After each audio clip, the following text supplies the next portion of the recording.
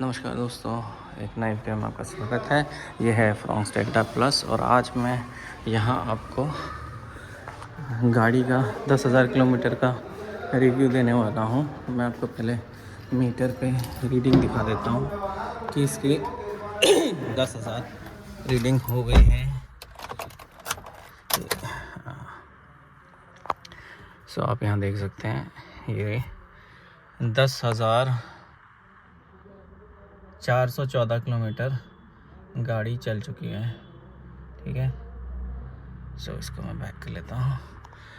तो इतने किलोमीटर हमारी गाड़ी चल चुकी है। थोड़ा सा स्टार्ट कर देते हैं गाड़ी को ताकि थोड़ी सी गर्म होने लग रहे हैं, सॉरी। और कोल्ड स्टार्ट भी इसका मैं आपको सुनाता हूँ। ये इसके एग्जॉस्ट का साउंड है। सो फ्रंट से स्टार्ट करते हैं। 10,000 किलोमीटर चल चुके हैं गाड़ी और इसको 2.5 साल भी हो चुके हैं गाड़ी को। सो फ्रंट से बात करते हैं। सो इसके डिज़ाइन एलिमेंट की बात करूँ तो जो ये स्किड प्लेट आती है ये बहुत काम की है। सिल्वर कलर भी काम का है, क्योंकि मेरी 1-2 बार गाड़ी लगी तो इसने काफ़ी बचाव करा। इसकी बिल्ड क्वालिटी अच्छी है। ये बाकी जो स्विफ्ट या डिज़ायर का जो बम्पर आता है या बलिनो का बम्पर है वैसा नहीं है, ये मजबूत चीज़ है।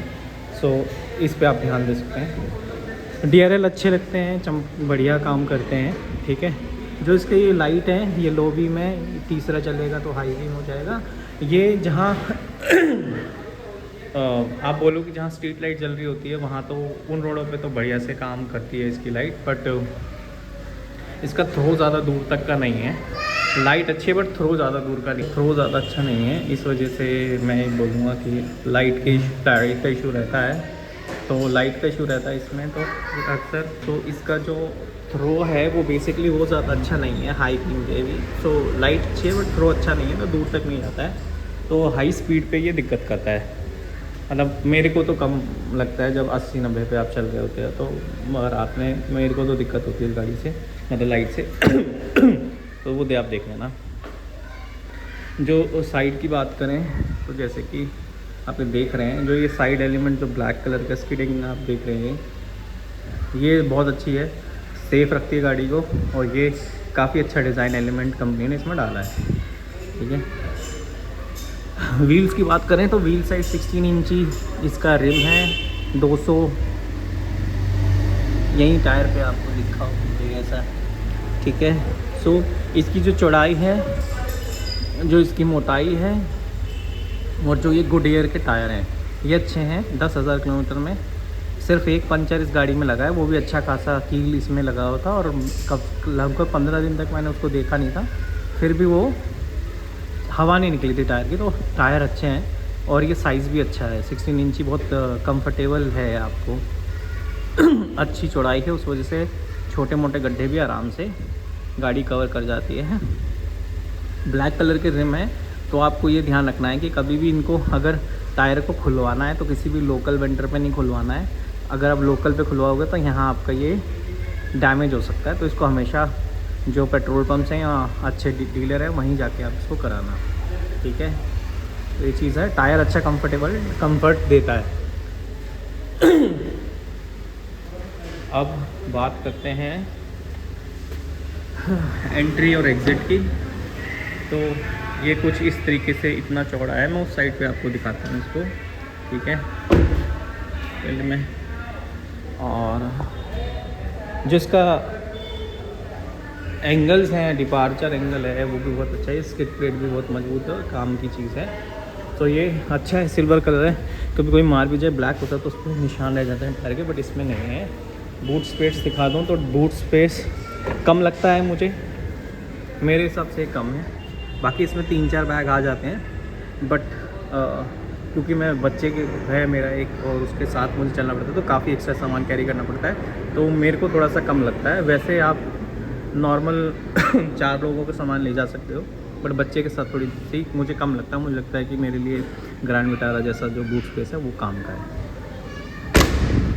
टेल लाइट्स हैं, अच्छी लगती हैं देखने में, यहाँ है।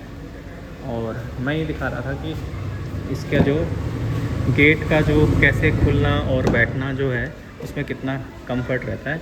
तो ऐसे कुछ ये गेट खुलते हैं, ठीक है, ये इनका मैक्स है, ठीक है। तो आप देख सकते हैं एंगल, तो आप आराम से चढ़ना और उतरना आराम से हो जाता है, कोई प्रॉब्लम नहीं है।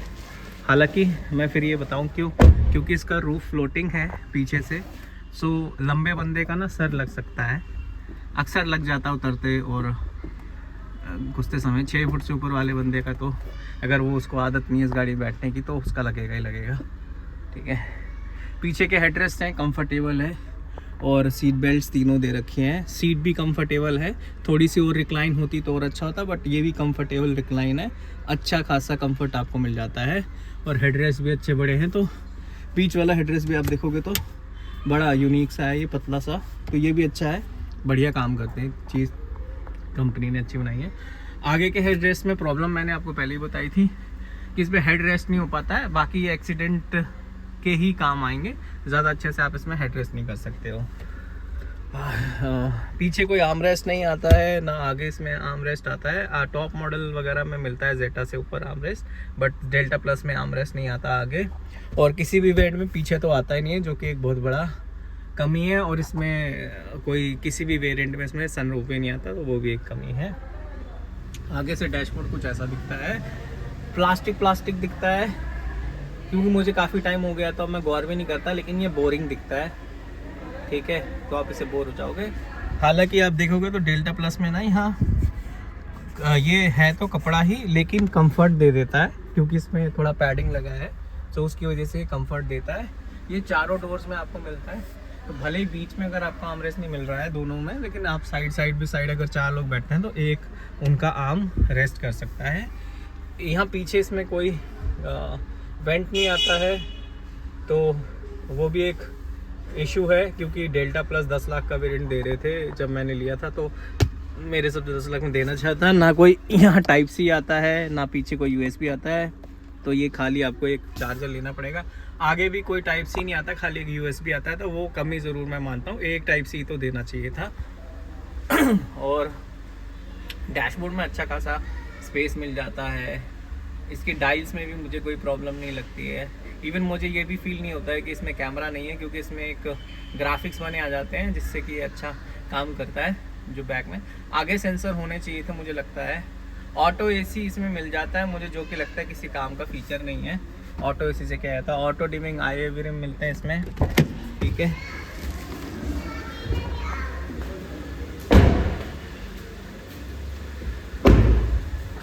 अब बात करते हैं कि इसमें पीछे देखो सिर्फ डिफोगर आते हैं, कोई भी वाइपर नहीं आता इसमें, ठीक है। शार्पनिंग एंटीना और ये सब चीज़ें इसमें आती हैं। अब मैं बात करूँगा आपको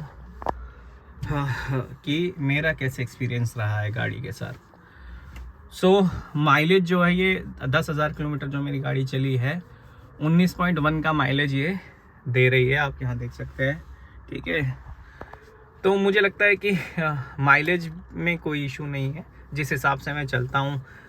तो वैसे तो इसमें एवरेज स्पीड 50 की दिखा रहा है, बट जिस हिसाब से मैं चलता हूँ मेरे को माइलेज से कोई इशू नहीं है। ये आराम से, अगर आप एक कम मतलब भारी पैडल से ना चलाओ और हल्के पैडल से इसके गाड़ी को चलाओगे, हल्के पंजे से, सो ये गाड़ी आपको 21, 22, 23 का माइलेज भी दे देगी। हाईवेज पे बहुत आराम से देगी, कोई इशू नहीं है गाड़ी में, बहुत ही प्यारी चलती है। बॉडी रोल नहीं है गाड़ी में, पहाड़ों पे अच्छा चलता है। स्टीयरिंग स्लो स्पीड पे हल्का रहता है, हाई स्पीड पे जब आप चलाते हो तो भारी हो जाता है, जो कि आपको एक कमांडिंग पोजीशन देता है, मतलब एक चीज़ देता है। कुछ ऐसे बैठते हो तो इसमें डेल्टा प्लस में हाइट एडजस्टेबल सीट नहीं आती है, तो वो एक इशू है। तो पोजीशन बैठने में तो इसमें आपको ऐसा ही लगता है कि आप किसी सेडान गाड़ी में बैठे हो, तो उसको मत समझना। हालांकि इसका बोनेट आपको दिख जाता है, बोनेट दिखता है, उसमें कोई प्रॉब्लम नहीं है, बट आपको बैठे हुए ऐसा लगता है कि सेडान गाड़ी में बैठे हुए हो। वो स्कॉर्पियो वाला फील नहीं आता कि आप एक हाई उस गाड़ी में बैठे हो, SUV टाइप में। ग्राउंड क्लियरेंस इस गाड़ी को बहुत अलग बना देता है। तो एक तरह से ये लगा लो कि इस गाड़ी की ना टांगे लंबी हैं और धड़ छोटा है, तो ये ऊपर से तो ये फ्लोटिंग रूफ है और इसकी वजह से ये छोटी सी दिखती है, इसकी कोई ज़्यादा भारी भरकम प्रेजेंस नहीं दिखती रोड पे। लेकिन इसकी ग्राउंड क्लियरेंस 190 की है। मेरी गाड़ी आज तक कहीं नहीं लगी। मैं हिमाचल जाता हूँ, मैं उत्तराखंड जाता हूँ, मैंने एक बार इसको छोटे से रिवर में भी रिवर क्रॉसिंग भी करा दी थी उत्तराखंड में, तो कहीं भी ये गाड़ी टच नहीं हुई। तो ग्राउंड क्लियरेंस 190 बहुत अच्छा है। इसके टायर भी 16 इंच के जो अलॉय व्हील्स हैं बहुत अच्छे हैं। टायर के कंफर्ट लेवल बहुत अच्छा है, बहुत अच्छी है। सिटिंग भी कंफर्ट अच्छा है। अच्छी चौड़ी गाड़ियां हैं, मोटे से मोटे से बड़ा सा बड़ा बंदा भी इसमें आराम से फिट हो जाता है। कॉर्नरिंग, क्योंकि इसमें ये आप देखोगे यहाँ से ये लगा हुआ है, तो जब आप हाई स्पीड पे भी कॉर्नरिंग करते हो, आप कहीं कोनों से निकलते हो, मोड़ते हो, तो कोई दिक्कत नहीं होती। पीछे वाले भी कंफर्ट में रहते हैं। अच्छी चौड़ी सीट है, 3 लोग आराम से बैठते हैं। 3 लोग आराम से बैठते हैं। अगर वो बहुत लंबे चौड़े नहीं हैं तो बहुत आराम से बैठते हैं। लंबे बंदे को दिक्कत होती है 6 फुट से ऊपर का पीछे बैठने में, ऑफकोर्स दिक्कत होगी। लेकिन वैसे अगर 6 फुट से नीचे वाला बंदे हैं तो आराम से बैठते हैं। गाड़ी अच्छी चौड़ी है, कंफर्ट के मामले में, सिटिंग के मामले में बहुत अच्छी है, टायर्स के मामले में बहुत अच्छी है, ग्राउंड क्लियरेंस के मामले में बहुत अच्छी है। इसके जो स्किड प्लेट्स हैं बहुत मजबूत हैं, बहुत अच्छे हैं। इन सब चीज़ों में तो बहुत अच्छी है। हाई स्पीड भी बहुत अच्छे से चल लेती है गाड़ी। 100 120 बहुत आराम से चल लेती है। बोलती है कि 120 110 90 110 100 चलाओ इसको 5वें गियर पे, बोलती है आपको चलने के लिए। माइलेज भी बहुत अच्छा देती है। खर्चा भी कुछ नहीं है इस गाड़ी का, मैं एक तरह से बताऊं तो। मेरी पहली सर्विस जो हुई थी, मतलब जो आप लेते ही दिखा के आते हो, तो वो फ्री होती है, उसमें कुछ नहीं होता, वो वॉश करके दे देते हैं आपको, ना कोई बिल आता है। 6 महीने बाद जो सर्विस होती है 5000 किलोमीटर पे, उसमें भी कुछ नहीं होता है, वो आपको धो धा के गाड़ी दे देते हैं। उसके बाद जो सर्विस होती है उसमें मेरा 1900 रुपये का खर्चा आया था, और उसमें सिर्फ वो जो ऑयल डले थे बस उनका खर्चा था, लेबर फ्री थी। जो 2 साल पे मैंने इसको सर्विस कराई, जो कि 20,000 किलोमीटर पे करानी होती है, लेकिन मेरी गाड़ी तब तक 5400 किलोमीटर ही चली थी, 5400 यानी 5500 400 जो भी है उतनी चली थी। तो मुझे सर्विस तो करानी पड़ती टाइम की वजह से, तो मैंने कराई, और वो मेरे को पड़ी 3800 रुपये की। वो मैंने कराई ऑथराइज डीलर में, ठीक है। तो और वो सर्विस भी बहुत अच्छी है। उसके बाद मेरी गाड़ी की परफॉर्मेंस भी काफ़ी अच्छी हो गई, ठीक है। और क्या बताऊं, जो अगर आप लंबा बंदा है तो इसमें ये शीशे में देखने में उसको दिक्कत होती है, खासकर जब वो अगर धूप आ रही है और वो अगर ऐसे इस सनशेड को ऐसे लगा दे तो उसे काफ़ी प्रॉब्लम सहनी पड़ती है। तो ये चीज़ है। लंबे बंदों के लिए गाड़ी नहीं बनी, मैं फॉर श्योर बोलूँगा। अगर आपके घर में सब टॉल है तो मत लेना। अगर एक बंदा टॉल है और वो साइड में बैठता है तो ठीक है। ड्राइवर अगर 6 फीट से ऊपर है तो मत लेना भाई, फिर तो आपको प्रॉब्लम ही होगी और खामखा आप गलत चॉइस ले लोगे। गाड़ी चौड़ी अच्छी खासी है, तो जिनके यहाँ पतली गलियाँ होती है और उनको दिक्कत होती है तो उनको भी मैं रेकमेंड नहीं करूँगा कि आप अगर निकालने और डालने में आपको अपने घर के रास्तों पे दिक्कत होगी। मुझे भी होती है, मुझे बाइकें अक्सर साइड करके निकालनी पड़ती है, तो ये चीज़ आपको देखनी पड़ेगी। जैसे जिम्मी से मच पतली गाड़ी है, उसकी सीटें भी छोटी है, तो अगर आप पतले बंदे हो तो आप जिम्मी भी देख लो, क्योंकि डिस्काउंट मिल जाता है उस पर भी अच्छा खासा। सो वो भी इसके आसपास ही पड़ जाती है अगर आप डेल्टा प्लस का वेरिएंट लेते हो तो आप उसको भी देख सकते हो, मेरा ये मानना है। और इंजन पावर की बात करें तो हाई स्पीड में गाड़ी अच्छी चल लेती है, कोई प्रॉब्लम नहीं है। बट हाँ, कई बार ऐसा लगता है कि जब आप हिल्स पे होते हो तो आपको ना ये फर्स्ट और सेकंड गियर पे ही चलानी पड़ती है।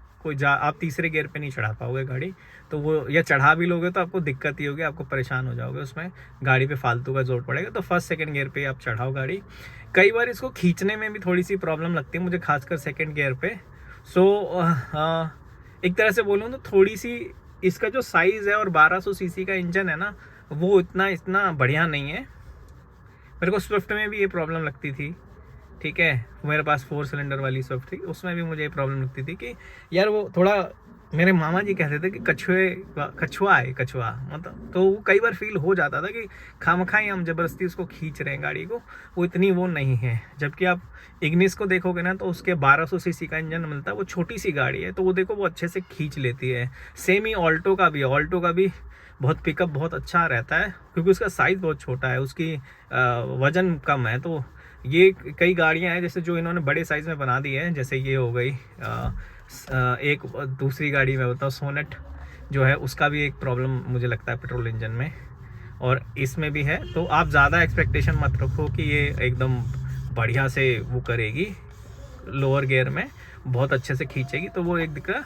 जैसे जैसे गियर लगते रहते हैं गाड़ी बहुत बढ़िया चलती है। हाँ, हिल्स पे भी गाड़ी में फर्स्ट सेकंड गियर पे ही चढ़ाई की चढ़ानी पड़ती है, बाकी चलने में कोई प्रॉब्लम नहीं आती गाड़ी में ऐसा। बट रेगुलरली चढ़ाओगे तो वो फील नहीं आता जो एक आना चाहिए, जो एक पावर आपको स्कॉर्पियो क्लासिक चलाने में जो फील आता है कि सिर्फ क्लच छोड़ते ही गाड़ी उठती हुई चलती है, जो क्लासिक आता है उनका स्कॉर्पियो का डीजल वाला, तो वो बहुत पावरफुल गाड़ी है। सो इस तरीके की फीलिंग नहीं आएगी, लेकिन आपको गाड़ी में से कोई परफॉर्मेंस प्रॉब्लम नहीं आएगा। क्योंकि देखो भाई, आप अगर देखोगे प्राइस, पावर, लुक्स, कंफर्ट, पैसा कितना उसकी सर्विस पे लग रहा है, फिर वो माइलेज कितना दे रही है, तो उस ओवरऑल आप देखोगे तो बहुत अच्छा पैकेज है, उसमें कोई प्रॉब्लम नहीं है। खर्चा भी कुछ नहीं कराया गाड़ी ने, देखो 20,000 किलोमीटर वाली सर्विस भी हो गई 3800 रुपये में। सो आप खुद सोचो कि क्या ही खर्चा मांग रही है गाड़ी। तो ये तो मुझे लग रहा है अगर आप बाइक जब हम बाइक या स्कूटी चलाते हैं तो उनकी सर्विस हमें 1000 या 1500 किलोमीटर पे करानी पड़ती है, और वो सर्विस 700-800 रुपये की होती है। तो उस हिसाब से आप देखोगे तो यहाँ तो आप उसकी सर्विस आपको अगर 10,000 लेके चलो तो शायद 8 बार सर्विस करानी पड़ेगी। तो जो भी लोग ये बोलते हैं ना कि मारुति की सर्विस की मेंटेनेंस कॉस्ट नहीं है, वो सही कहते हैं, बहुत कम मेंटेनेंस कॉस्ट है, ठीक है। इवन मेरे को एक्सपीरियंस मेरी स्विफ्ट के साथ भी है, तो उसकी सर्विस भी 4 से 5,000 रुपये में हो जाती थी। जो कई नेक्सा वाले शोरूम हैं या कई दूसरे शोरूम में फालतू के जो खर्चे आपको बता देते हैं और आपका बिल 6500 पहुंचा देते हैं। मैंने भी पे कर रखा है अपनी स्विफ्ट कार पे, लेकिन जब मेरे को नॉलेज नहीं था, अब मुझे नॉलेज हो रहा है कि क्या क्या आपको चीज़ करानी चाहिए सर्विस में। तो सर्विस में बेसिकली जब आपकी गाड़ी ज़्यादा नहीं चल रही है, तो आप नॉर्मल चल रही है, तो आप इंजन ऑयल और बाकी ब्रेक ऑयल और ये छोटे मोटे जो ऑयल फिल्टर वगैरह है इन्हीं को चेंज कराओ। एसी फिल्टर भी आप देखो, अगर आपकी गाड़ी 10,000 किलोमीटर चली है और सर्विस पे जा रही है तब तो आप उसको कराओ, अदरवाइज़ अगर वो 4-5 ही चली है तो मत कराओ, क्योंकि कोई ज़्यादा फ़र्क है, उसको साफ़ करवा के लगवा लो। ये सब चीज़ें आप कर सकते हो। और जो इसका स्टीरियो आता है डेल्टा प्लस में, मुझे अच्छा लगा, बहुत बढ़िया बजता है, फाइन बजता है। मेरे पास पहले जो स्विफ्ट थी उसमें पायनियर के 2 स्पीकर थे बेस वाले, और 2 सोनी के स्पीकर थे, सोनी का स्टीरियो था, उसमें भी मज़ा आता था, बट इसमें और ज़्यादा मज़ा आता है। तो मुझे लगता है जो कंपनी से चीज़ मिली है मुझे वो बेहतरीन मिली है, और इसके स्पीकर फटते नहीं हैं हाई स्पीड पे, जबकि वो स्पीकर फट जाते थे, वो भी मैंने कंपनी से ही डलवाए थे, मतलब जो डीलर होते हैं इनके शोरूम वाले उनसे डलवाए थे, बट वो फट जाते थे हाई स्पीड पे। ये नहीं फटते, ये बहुत अच्छे बजते हैं। और साउंड में मेरे को तो अच्छा लगा। हालांकि जो बॉस और ये सब स्पीकर आते होंगे जो बाकी बड़ी बड़ी गाड़ियों में आते हैं आजकल, तो उनका मैंने सुना नहीं है इतना अच्छे से, तो मैं उनके से तो कंपेयर नहीं कर सकता कि वो कैसे हैं, बट ये बेहतरीन है, ये अच्छा बजता है, मुझे कोई इससे कोई इशू नहीं हुआ। ऑटो क्लाइमेट एसी मुझे कुछ समझ में नहीं आता भाई, इसका क्या ही होता है जब आपको ये स्पीड खुद ही मेंटेन कर रही है। फ़ैन सिर्फ ऑटो का मतलब है फ़ैन काम करता है, तो इसके पीछे कोई बढ़िया कोई वैसा नहीं है। हालांकि लुक्स में बहुत प्यारा लगता है, और ऑटो दबा देते हो आप तो एसी चल जाता है, बस ये है। अब ये तो जैसे मैंने ऑटो दबाया तो ये फ़ैन की स्पीड अपने आप एडजस्ट करेगा, लेकिन आप ये देखोगे ये तो मैं खुद कर रहा हूँ ना, क्या अभी 25 के एसी की ज़रूरत है? दिल्ली में दिसंबर की ठंड चल रही है, लेकिन नहीं। तो ये चीज़ सिर्फ फ़ैन के स्पीड के लिए मैटर करती है कि फ़ैन की स्पीड कितना वो करेगा। और जो गाड़ी में फ़ीचर मिलते हैं, क्योंकि मैं सकरी जगह पे रहता तो मुझे ये फ़ीचर बहुत ज़्यादा इम्पॉर्टेंट है कि ये ऑटो फोल्ड का फ़ीचर, ये और एडजस्टमेंट का फ़ीचर, ये मेरे बहुत काम आता है। तो मैं इसको बोलूँगा, जो आइडियल स्टॉप स्टार्ट बटन है ना, ये मुझे सही नहीं लगता है भाई। ये कई बार ना गाड़ी आपकी फालतू में बंद हो जाती है, और आपका स्टीयरिंग कई बार लॉक हो जाता है, जैसे अभी देख रहे हो आप, ये लॉक है, ठीक है। तो ये चीज़ कई बार इस गाड़ी में हो जाती है। और ब्रेक भी कई बार ऐसा लगता है अरे पीछे जा रही है गाड़ी, तो थोड़ा सा डर महसूस होता है मुझे। ये आइडियल स्टॉप स्टार्ट बटन जो है ना, मतलब ये फ़ीचर मुझे बहुत ही वाहियात लगा, किसी भी गाड़ी में है सबसे वाहियात फ़ीचर यही है। और ये सिक्योरिटी कंसर्न है, तो आप सेफ्टी कंसर्न है, ये सही चीज़ नहीं है। मुझे ये जो मिरर लॉक का सिस्टम जो इसमें आता है, ये बहुत काम का लगता है। बच्चा बैठता है तो इसमें ये दिक्कत नहीं आती है, उसको ये लॉक कर दो, शीशे नहीं खुल पाता है, ठीक है। तो ये चीज़ बहुत ही काम की है। ठीक है। और गाड़ी के इंजन की परफॉर्मेंस बोलूँ तो भाई बहुत ही मज़ेदार इंजन है, बहुत ही मज़ेदार इंजन है। इससे मतलब एक चीज़ तो मैं बोल दूँ आपको, जो ये मारुति सुजुकी जो है, जो ये मारुति सुजुकी की गाड़ियों के इंजन आते हैं ना भाई, ये बहुत ही अच्छे होते हैं। कभी इनमें कोई प्रॉब्लम नहीं आती। कितनी भी सर्दी हो, कितनी भी ठंड हो, ये बहुत इजीली ऑन और मतलब स्टार्ट हो जाते हैं और एक सेल्फ में स्टार्ट होते हैं। मतलब इंजन परफॉर्मेंस भाई, आप इसमें डिज़ाइन में आप बोलोगे फ्लोटिंग रूफ है, ऐसा है, कंपनी 100 चीज़ों में कट कर रही है, ये सब कर रही है, लेकिन कोई बहुत ज़्यादा पैसे कट कर रही है, फीचर नहीं दे रही, ये नहीं दे रही। लेकिन मैं एक बात बोल दूँगा, मेरी ये दूसरी मारुति की गाड़ी है, ठीक है। मेरे घर में और 2 मारुति गाड़ियाँ हैं, एक डिज़ायर है और एक है ब्रेज़ा, ठीक है। ब्रेज़ा सबसे पुरानी गाड़ी अब हमारे घर में ब्रेज़ा हो गई। उससे पहले मेरे पास जो मारुति स्विफ्ट थी वो पुरानी थी, ठीक है भाई। किसी गाड़ी में कभी कोई प्रॉब्लम नहीं आया। हालांकि डिज़ायर और जो मारुति स्विफ्ट थी उसकी बिल्ड क्वालिटी बहुत बेकार थी, लेकिन जो फ्रॉन्क्स की बिल्ड क्वालिटी बहुत अच्छी है और ब्रेज़ा की भी बिल्ड क्वालिटी अच्छी है, ठीक है। सो परफॉर्मेंस वाइज बोलूँ ना कि आपको ये गाड़ी धोखा नहीं देती है कहीं भी। आप इसको 1000 किलोमीटर चला लोगे ना, क्योंकि मैं यहाँ से हिमाचल जाता हूँ तो लगभग 600 किलोमीटर हो जाता है, 500-600 किलोमीटर, और फिर ही 24 घंटे के अंदर ही कई बार हमें वापस भी आना पड़ता है, तो लगभग 1000-1200 किलोमीटर गाड़ी चलती है। और माइलेज तो अच्छा निकालती है, अच्छी स्पीड पे चलती है और कभी कोई प्रॉब्लम नहीं करती। मुझे लगता है कि मारुति, देखो मैंने कभी होंडा वगैरह नहीं चाहिए तो मुझे उनका नहीं पता, लेकिन ये जो सुजुकी वाले, जो मारुति सुजुकी वाले जो इंजन्स हैं, जो सुजुकी ये गाड़ी बनाती हैं अब, इनके जो इंजन्स हैं या इनका जो भी वायर, ये सब जो भी चीज़ इसमें देती है, कहीं कोई प्रॉब्लम नहीं आती। और इसी वजह से ये गाड़ी बिकती भी है ना, क्योंकि आप कम पैसे में देखो आपको एक ऐसी गाड़ी मिल जाती है जो आपको कहीं भी धोखा नहीं देती, ठीक है। और हमारे घर में जो डिज़ायर है वो CNG में है और वो 1 लाख किलोमीटर के आसपास चल चुकी है। अभी तक उसमें कुछ नहीं डला है मतलब। तो सेम इंजन इसमें भी आता है, तो मुझे लगता है कि इसमें भी कुछ नहीं होगा। 60-70 हज़ार किलोमीटर पे जाके टायर ज़रूर चेंज हो जाते हैं गाड़ियों के, वो आपको करवाने पड़ेंगे, लेकिन कोई भी क्लच प्लेट ये सब वो सब नहीं होता इसमें भाई। ये शायद आप बस इसको जो सर्विस है ना, वो सर्विस टाइम पे कराते रहो और अच्छी जगह से सर्विस कराओ। थोड़े से 1000-2000 रुपये लेबर कॉस्ट ज़्यादा ले लेंगे, लेकिन आप कराओ उन्हीं से ही, ताकि आपकी जो इसका वारंटी भी होती है वो भी सही रहती है उसके साथ ही। जैसे मैंने इसमें 5 साल की वारंटी ले रखी है, तो 1 लाख किलोमीटर की मेरी वारंटी आती है। सेम हमने डिज़ायर में ली थी तो कोई भी इशू हमें उसमें भी नहीं आया था। सो रिलायबल गाड़ी है। और हम यही देख रहे हैं कि हम कितने लाख किलोमीटर तक गाड़ियां चला सकते हैं। हम ये भी देख रहे हैं आजकल कि कितने लाख किलोमीटर तक हमें गाड़ी में कोई इशू नहीं आता। मैं डिज़ायर पे भी आपको एक वीडियो बना के दूंगा कि क्या उसमें कितना कॉस्ट हमें आज तक आया है उसका, लाख किलोमीटर चलाने के लिए भी। हालांकि वो 3 साल में ही हमने इतनी चला दी है गाड़ी। और CNG पे है तो लोग बोलते हैं ना सूखा इंजन कैसे क्या ख़राब होता है और ये सब चीज़ें भी, तो वो भी आपके लिए मैं एक वीडियो बना दूँगा। तो कुल मिला के बोलूँ तो इस गाड़ी में आप लुक्स वाइज आप बोल सकते हो कि जब आप इसको खींचते हो गाड़ी को कम स्पीड पे, फर्स्ट सेकंड गियर पे, तो थोड़ा सा आपको इशू आ सकता है, लेकिन ये गाड़ी बहुत ही अच्छी है। अगर आप रूरल एरियाज़ में रहते हैं तो आप बलिनो की जगह या स्विफ्ट की जगह आप इसको लो। और क्योंकि ब्रेज़ा थोड़ी सी ज़्यादा महंगी आती है तो आप इसको ले सकते हो। अगर आपका बजट अलाउ ब्रेज़ा के लिए नहीं करता है तो आप इसको लो, बहुत अच्छी गाड़ी है, कहीं भी आपको निराश नहीं करेगी। और बहुत सस्ता मेंटेनेंस है, 4000 रुपये के अंदर मेंटेनेंस हो रहा है, इससे अच्छी कोई चीज़ नहीं है।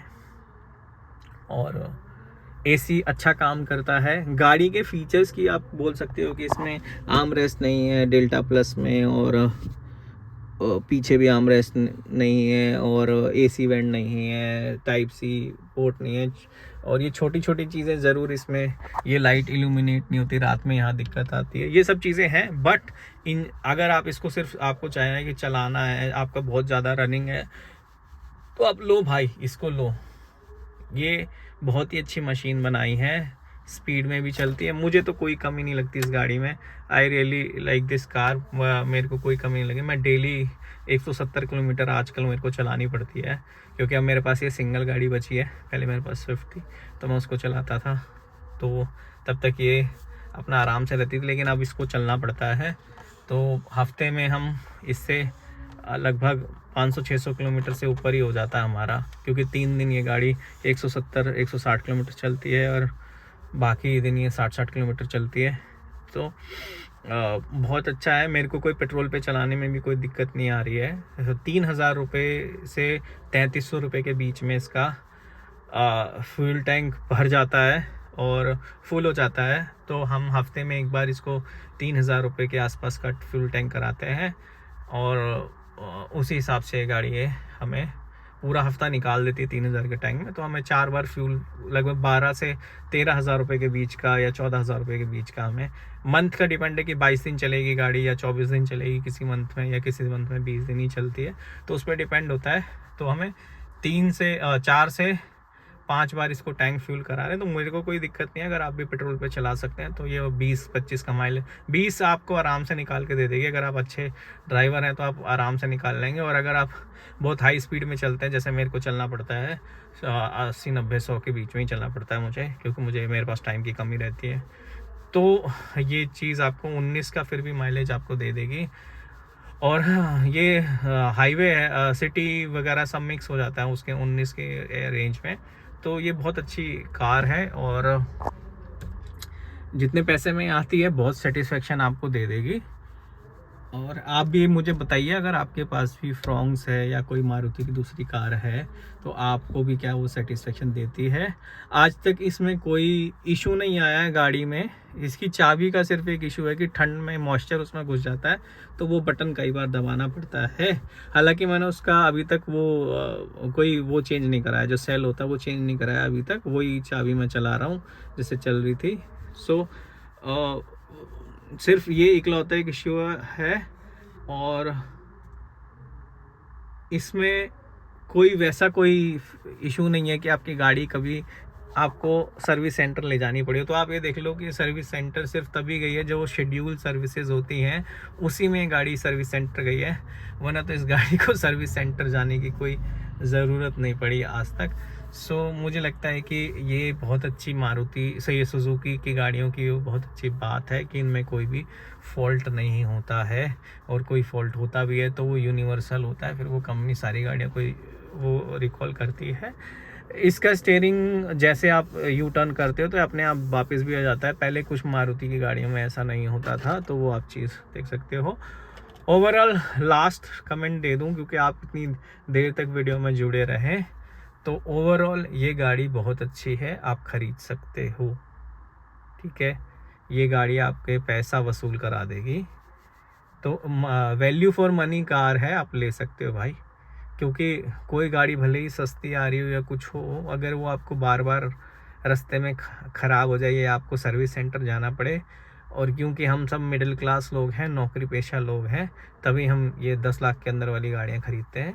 तो हमारे पास ना तो टाइम है ना ज़्यादा पैसा है, ठीक है। और अगर आप अपनी छुट्टी सर्विस सेंटर में बिताने चाहते हो, खुश हो, तो आप देख लो, वरना तो भाई ये गाड़ी विदाउट फॉल्ट आती है, कोई भी फॉल्ट इन गाड़ियों में आता नहीं है। फ्रॉन्क्स में तो कोई फॉल्ट नहीं है, और ना ही मैं स्विफ्ट को कभी मैंने कोई जो शेड्यूल इनकी सर्विसेज होती है उनके सिवा मैंने आज तक कभी नहीं सुना अपने परिवार में 4 गाड़ियां हैं मारुति की कि इनके लिए हमें कोई फॉल्ट आया और हमें दिखानी पड़ी हो शोरूम में जाके या सर्विस सेंटर में जाके। तो ऐसा इन गाड़ियों में नहीं आता है, ये बहुत ही अच्छी क्वालिटी की गाड़ियां हैं। सो आज के वीडियो में इतना ही। कमेंट सेक्शन में बताना, अगर आपका कोई सवाल होगा तो मैं ज़रूर जवाब दूंगा उसका, अगर मुझे उसके बारे में पता होगा तो, नॉलेज होगा तो। हिल्स व्हील सब जगह मेरी गाड़ी गई है, मुझे बहुत सेटिस्फेक्शन मिला है, कहीं फंसी नहीं है, और मैं फालतू में कहीं मैं सिर्फ जैसे नॉर्मल बंदा चलता है वैसे ही चलता हूँ, जो 80-90 की स्पीड होती है। मैं नहीं मैंने कभी इस गाड़ी को आज तक 110-100 से ऊपर नहीं भगाया, ना मैं भगाऊंगा, क्योंकि मुझे नहीं लगता कि भाई 120 तो अलाउड ही है हमारे इंडिया में मैक्सिमम स्पीड, तो उससे ऊपर आपको चलानी चाहिए। सेफ रहिए, और 100 से ऊपर अगर आप किसी भी गाड़ी को कहीं भी ठोक देंगे ना, मुझे नहीं लगता आप जिंदा बचोगे। तो बिल्कुल टेस्ट मत करो ये चीज़ कि भाई लोहा कैसा, और अगर आप कोई और दूसरी ब्रांड की गाड़ी चलाओ जिसमें 5 स्टार सेफ्टी भी आती है, तो भी मैं ये रिस्क लेने को नहीं कहूँगा। आप सेफ रहिए और खुश रहिए। थैंक यू एवरीवन, आज की वीडियो में इतना ही। नमस्कार।